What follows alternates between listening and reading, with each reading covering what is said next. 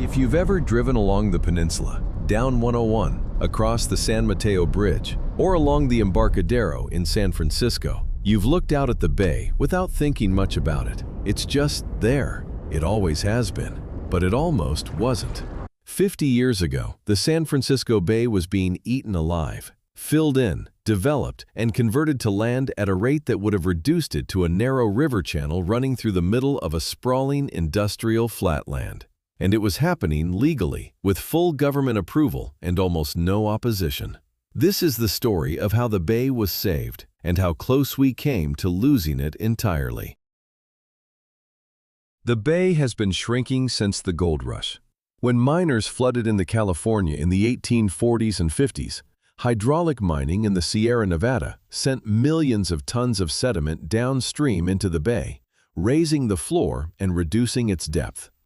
That was the beginning, but the real damage came later, and it was deliberate. Starting in the late 1800s and accelerating through the mid-20th century, bay shoreline was systematically diked off, drained, and converted to usable land.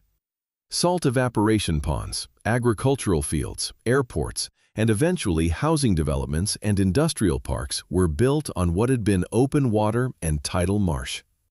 By the early 1960s, the bay had already lost roughly a third of its original surface area, and development plans on the books at the time called for filling in most of what remained. San Jose had plans to fill its entire shoreline for development. Cities all along the peninsula were eyeing the mudflats. The Port of Oakland was expanding into the water. Developers saw the shallow edges of the bay not as an ecosystem, but as free land just waiting to be claimed. At the rate filling was proceeding in 1960, the bay would have been reduced to a channel no wider than a river within a matter of decades. In 1961, the city of Berkeley announced plans to double its physical size by filling in more than 2,000 acres of San Francisco Bay it owned along its shoreline. Three women, Kay Kerr, Esther Gulick, and Sylvia McLaughlin, looked at what was being proposed and decided someone had to push back. They weren't outsiders. Kay Kerr was married to UC Berkeley president Clark Kerr. Sylvia McLaughlin and Esther Gulick were wives of UC Board of Regents members. These were women in their mid-40s and early 50s with access and connections, and they used both. They started meeting in Berkeley, writing letters, making phone calls, and organizing neighbors, faculty, and anyone else who would listen. They charged $1 a year to receive their newsletter and used Christmas card lists, church directories, and the UC Berkeley faculty directory to build their membership. Within months, they had nearly 1,000 members. They called their group Save San Francisco Bay Association, later shortened to Save the Bay. Save the Bay grew. What started as a mailing list became a movement.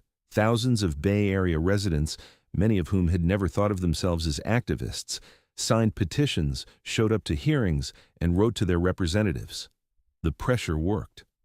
In 1965, the California legislature established the San Francisco Bay Conservation and Development Commission, known as BCDC, as a temporary agency to study the bay and regulate filling. It was the first coastal regulatory agency of its kind in the United States. In 1969, BCDC was made permanent, and filling the bay without a permit became illegal. The transformation was immediate, filling slowed dramatically. Some areas that had been diked off for development were eventually restored to tidal marsh. The bay stopped shrinking. Today, the bay covers roughly 1,600 square miles. It supports hundreds of species of birds, fish, and marine mammals. It moderates the climate of the entire region, the fog, the cool summers, the marine layer that rolls in over the peninsula every afternoon.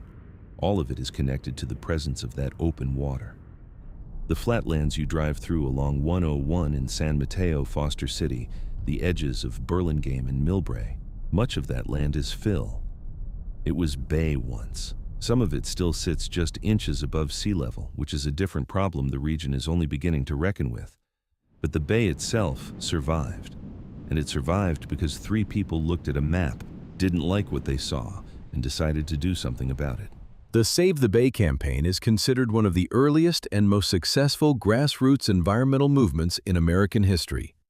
It predated the modern environmental movement and helped establish the legal and political model that would later be used to protect coastlines across the country. Sylvia McLaughlin continued her work with Save the Bay for decades. She lived to be 99 years old. The bay is still there. Next time you're driving along the peninsula and you catch a glimpse of the water between the buildings, that view almost didn't exist. Thanks for watching.